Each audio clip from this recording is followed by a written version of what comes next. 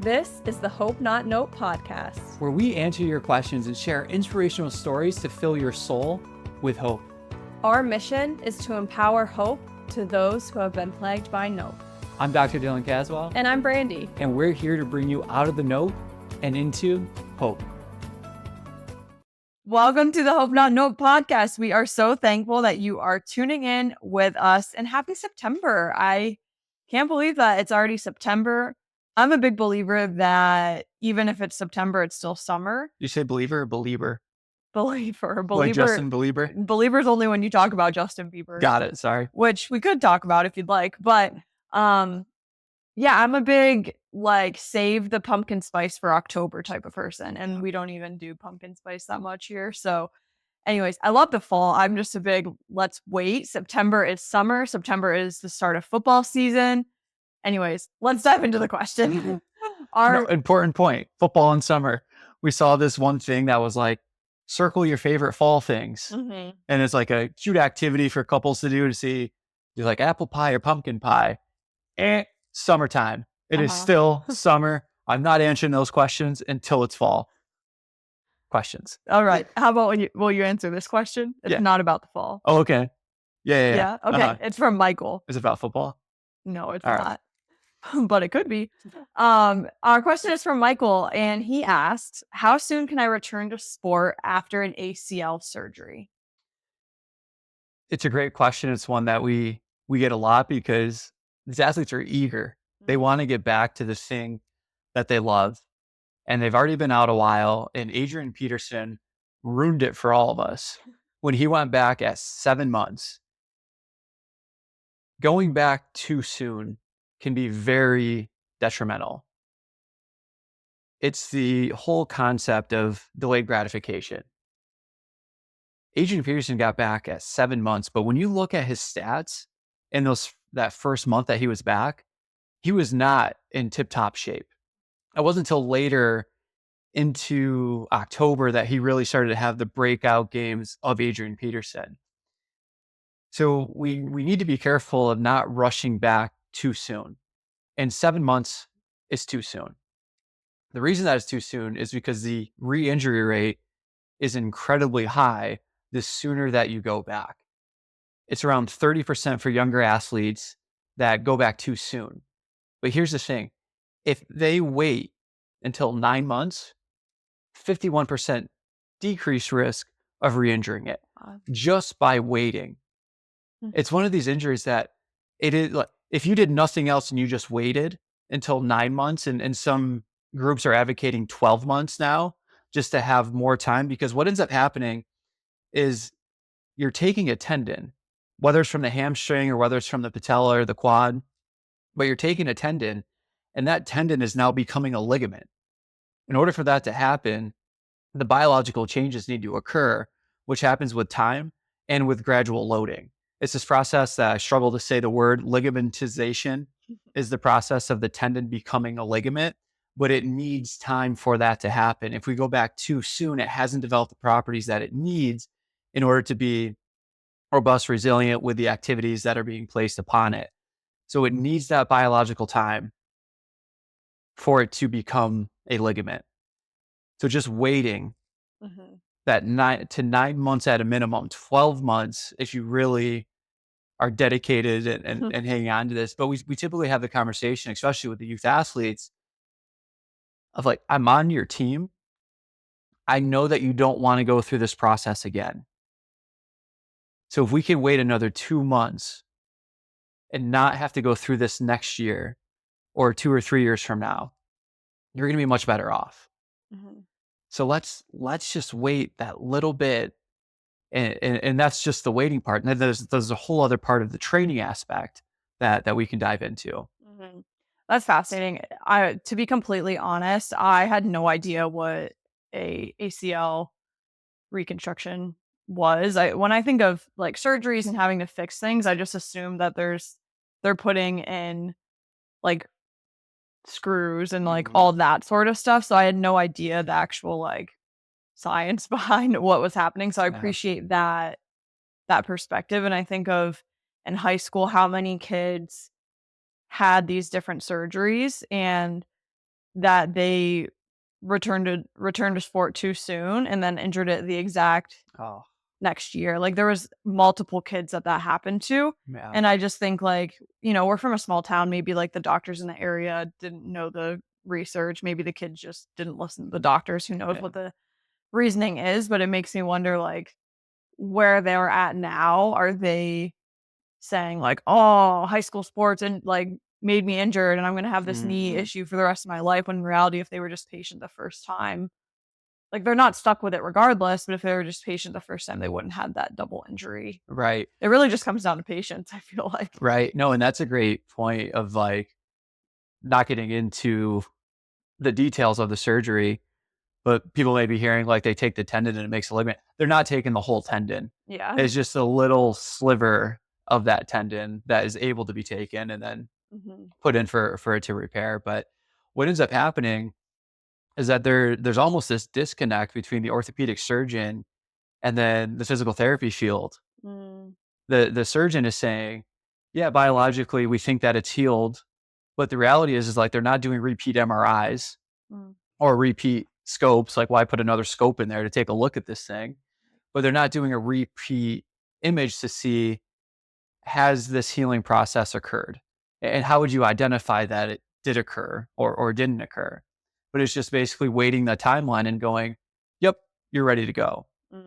But now on the physical therapy, the sports medicine side of returning back to it, it's interesting. A lot of people, I think the statistic was like only 60% of people after an ACL reconstruction had 90% of the strength of their non-surgical side.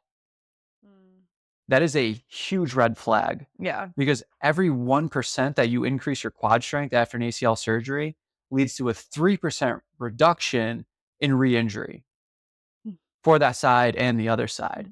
So what ends up happening is if the person is cleared because of the time, like biologically, the surgeon says at 7 months or at 9 months, you're ready to go.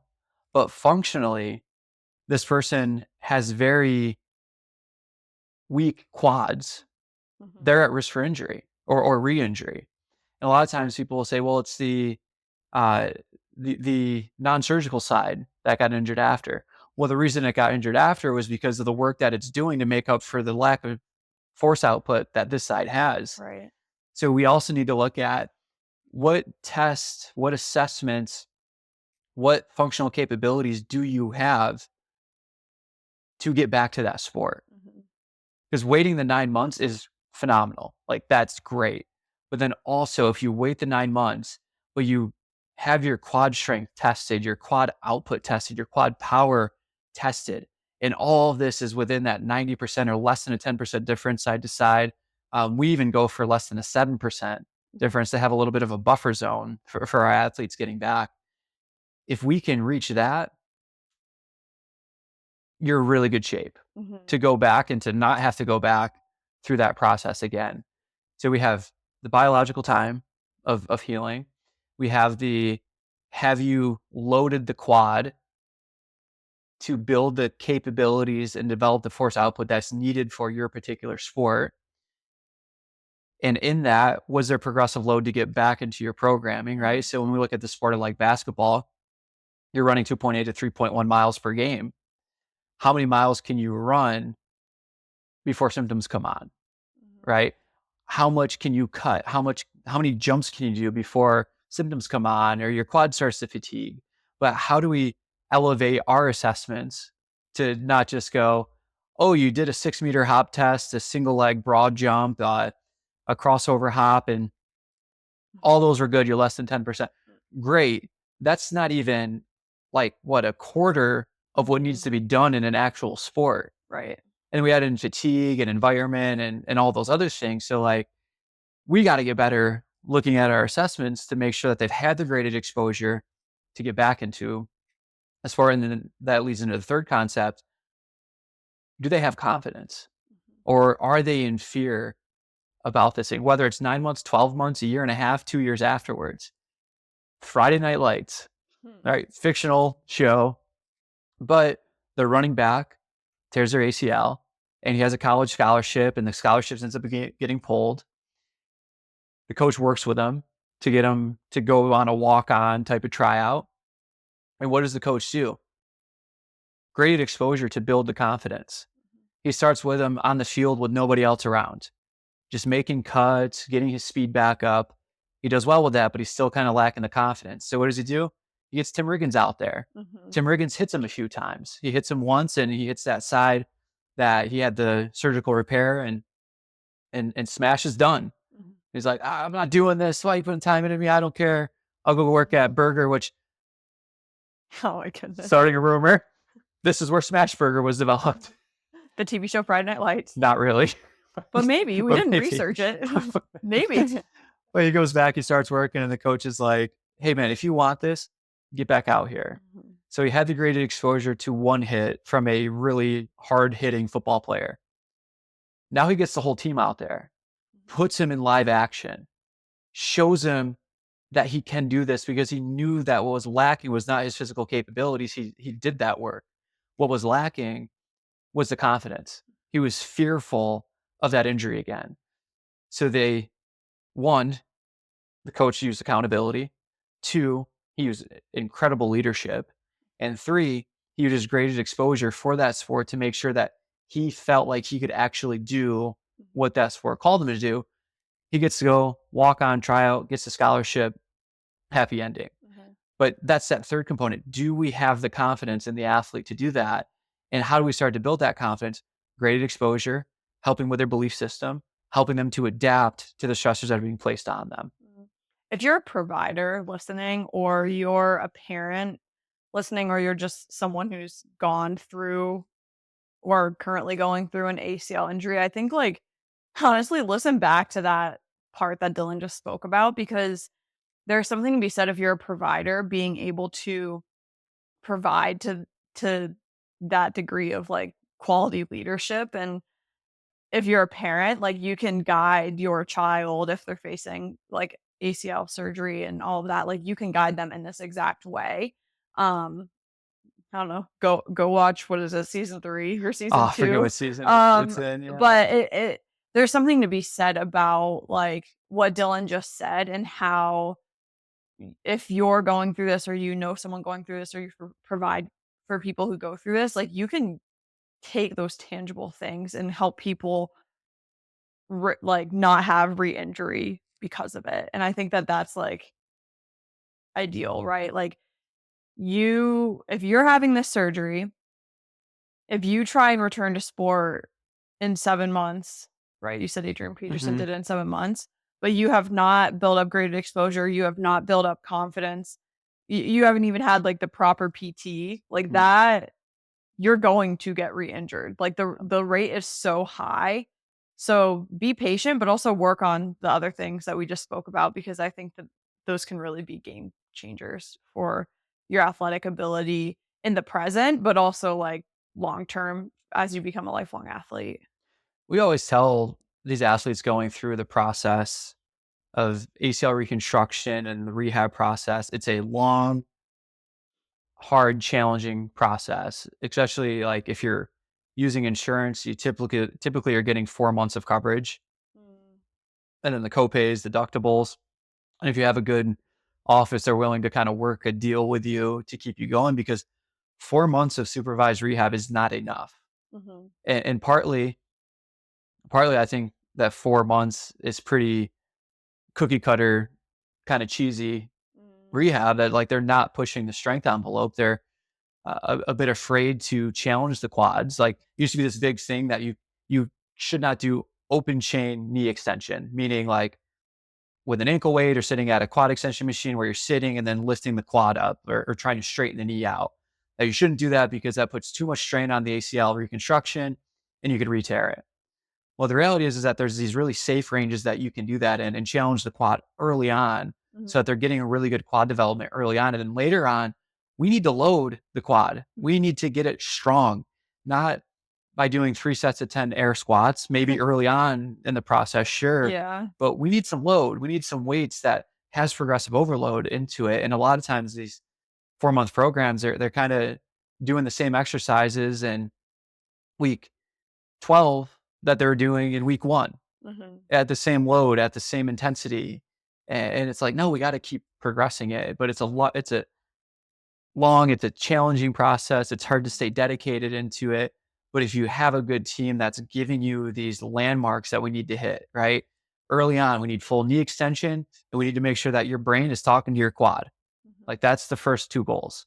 Next, we need to make sure that knee stays quiet, in the sense of we don't want to create more swelling into there. Swelling is good for healing. Too much of that becomes detrimental. We want to make sure we have load management. You get off the crutches, you're able to start walking. We don't want to go from no steps on that leg to 5,000 steps, because now the knee's not going to be quiet. We're going to have swelling. We're going to have all this other stuff happening that's feeling like a setback, but it was just inappropriate load management. So we need these landmarks throughout it that you're hitting and building momentum and understanding the rationale and the process. And this is where I'm at, and this is the goal I need to hit. Now, if I hit this goal, then I can go to this one. The biggest one we get, when can I start running? You can start running when you show me that you have a limb symmetry index with your quad strength that is less than a 7% difference between the two. If you hit that, then you can start running. And then we're going to have a very specific protocol of what that running looks like for you. But it's hit this, and then you can do this. Hit this, and then you can do this. But you made an important point earlier. It's the athlete's choice. No one's forcing them to do this. So if it's like, whatever, I can go and do it. I'm fine. Right. I can go on my skateboard at 4 months. It literally had a kid do that. No, I'll be fine. Like, that is your choice. But as providers, are we giving enough education and rationale as to why we're waiting the 9 months or 12 months, or why you got cleared by the surgeon, but why we're saying you really shouldn't go back yet, because here's your actual testing. Here's your actual assessments. This is the last thing I'm going to say, and then we're going to dive into hope stories, because I think that I'm encouraged that like there's so much dialogue back and forth of like saying things, but we should dive into the hope stories for the sake of time. But the last thing I'm going to say is, just because the process is longer than, say, like a sprained ankle, doesn't mean that you have to be afraid of the process. Like, I hear when you said like I had a kid go on like a skateboard 4 months after or whatever, like that kid probably is eager, feeling invincible, feels fine. So like they're ready, they want to go do the stuff. Like, I don't want you to be afraid to do things by any means. However, like that could be detrimental. And so it's trusting the providers, trusting this wisdom, and realizing that like patience is actually the greatest thing right now in this recovery.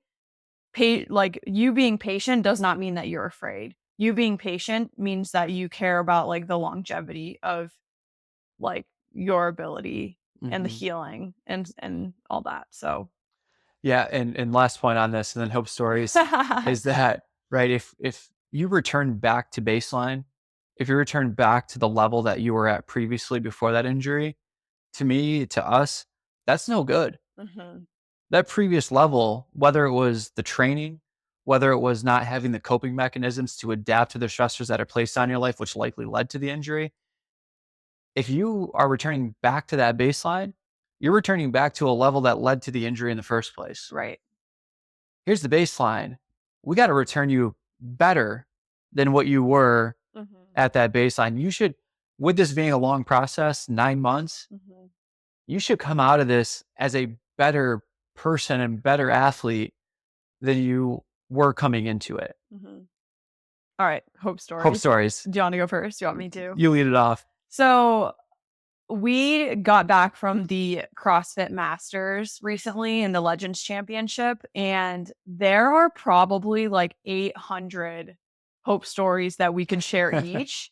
However, for the sake of the time of this podcast, and for the sake of like, you probably don't want to hear all of them, even though they're all really cool, we will share a couple of them. So if you're not familiar, the CrossFit Masters and Legends Championship essentially is the top 40 athletes ages 35 to 39, going up in 5 year increments, all the way to 65 plus. And then the Legends actually had a 70 plus division. So the oldest athlete that competed was 74 years old, which is awesome because that athlete was doing rope climbs at 74 years old and lifting heavy weight, and like it was awesome. So the hope story I'm going to share from all that, I met amazing people. Our booth had a cool football thing, so we got to play catch with a bunch of kids. Like there's so many things to share, but the one I want to share specifically, it's actually funny because it is about post-injury, not necessarily post-surgery. But I had an athlete come up to me, and I believe he was in the 60 to 65 or the 65 plus. So an older athlete came up to me, and he walked by that table, saw the word hope, and he goes, I have a hope story for you. And so I feel like because he said that specific language, even though he doesn't even know that that's like our language, I have to share it with our listeners. Smart. He says, I have a hope story for you. 4 weeks ago, maybe 5 weeks ago, 4 weeks ago, I broke my wrist. And I just go, what do you mean you broke your wrist? He's like, yeah, I broke my wrist. And here I am competing. And I think he placed in the top 10 or 15, like in his division. And so I talked to him about that. And then I shared about like me coming back from injury with my foot and all of that years ago. And he goes, well, I actually have an even better hope story for you. I believe he said 10 years ago, he got in an accident of some sort, messed up his back super bad, actually almost passed away with like everything that happened. But his goal was to get back and get to the CrossFit Games. And here he was, like literally the top 40 in the world in his age division, having come back recently from a broken wrist. Wow. And was competing. Like for him to come up to the table and be like, I have a hope story for you. Like I just saw, and the cool thing too was he wasn't experiencing pain or discomfort in his wrist. Like I asked him how he was doing and he was like, it's great, I'm fine. And so just the ability, like for him, I wish I could have talked to him for like 3 hours to learn more about his life, because I think I would have seen a pattern of resilience and adaptability and fortitude and just like a man that pursues fulfillment, because you don't break your wrist and become like a top 40 athlete in the world Right. less than a month later. Like that just doesn't happen, but it does, and it did. And so that's my hope story. Wow. I don't even know if I told you about that there. Maybe I did, but still, it was so awesome. It was busy. And for reference, Brandy mentioned the age divisions and the oldest athlete competing, 75, climbing ropes, doing sandbag cleans. There was 8 events, and it was spread out 4 days. If you were in the top 10, if not, then it was 3 days. Athletes, so there were 10 events for the younger division. 10 events for the younger division. So this is not just like a day that they're working out. These are days that they're pushing themselves at higher intensity, climbing ropes, moving sandbags, doing deadlifts, running, snatch ladders. Like it's incredible. It's like we see all these athletes out there and we're just like, oh man, we need posters on our walls. Like this is what we want to be, like setting the example. Their grandkids are there watching grandma and grandpa flexing, 6-pack abs, climbing ropes. Like how cool. Yeah. How cool is it? And there's so many hope stories that we're sharing. Maybe we'll share some other ones in the other podcasts. But what I want to share in a similar fashion is that a athlete came up to the booth, and this is the first very large competition.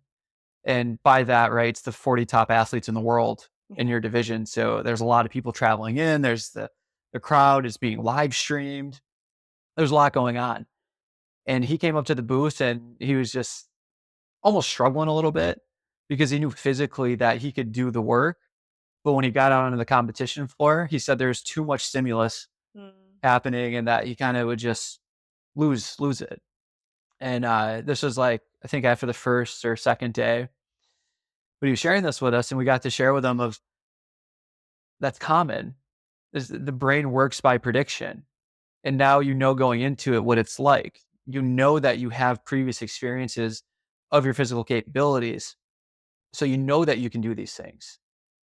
You know, there's just this barrier of what's happening between the ears. So we got to hand him a copy of the book, and he went back to his hotel and read those first few chapters. And then the next day was a 1-rep max front squat. And he came back to our booth with a big smile on his face and he goes, I got to tell you something. Like we were talking about the brain working by prediction and all that. He goes, I just hit a PR with my front squat. Like, really? He goes, yeah. I thought it was 245 on the bar, but it was 255. My coach was screaming at me, but I couldn't hear him. Yeah. Her, I forget if it was a him or her, but the coach was screaming at him and he didn't know what they were saying. And so he lifted 255 and hit a massive PR for his front squat because his brain wasn't able to predict that he wasn't capable of doing that. So he came to the table to share that with us and had a big smile on his face. So it was really cool to see being able to serve that person like right in that moment. And we'll save some for the next episode with hope stories, but I do want to end with, a teaser. The bigger the world gets, the smaller it becomes. And never be afraid to make yourself look silly in order to make a connection. Because there's this little girl from France, didn't speak any English. I'm explaining to her the rules of our game. You do the squats and then you get to throw the football. And her mom is like, she doesn't understand any English. Like she speaks French. I'm like, I took 3 years of French in high school and have never used it in my adult life. Let me try to use my terrible French to communicate with her. So I said, bonjour. And she looked at me. This girl had to have been, I don't know, 8 or 9 or 10. And she got a big smile on her face and she goes, bonjour. And I said, je m'appelle Dylan. And then she told me her name. And I said, je parle français très mal. Like something in the ballpark of, I speak French very bad, very poorly. I speak French terribly. Yeah. And she just looked at me and smiles and goes, très mal. So like, my French is not great. I knew a little bit of it, but it was the effort of trying to connect that made this little girl feel seen, made her feel heard. And then every other time she walked by the booth, she'd look over, smile, and just wave. Aww. And it was just so special of like my confidence in French was like wrecked when she was like, très mal. But then she laughed and I laughed too because I'm like, you're right. Yeah. You're right. But just the ability to try to go for it, to try to connect is important. It's beautiful. We'll definitely share some more in our next episode as well, just because there's so many and we like to relish in them. So thank you for listening. Until then, have a great week. And remember, every day is not a day to be hopeful. It's an opportunity to become hope. The Hope Not Note podcast is meant for educational, informational, and personal development purposes only and does not constitute any health or medical advice. If you're looking for specific advice, connect with us to work with a Hope coach. The Hope Not Note podcast shall not be liable or responsible for any loss or damage allegedly arising from any information or suggestions in this podcast.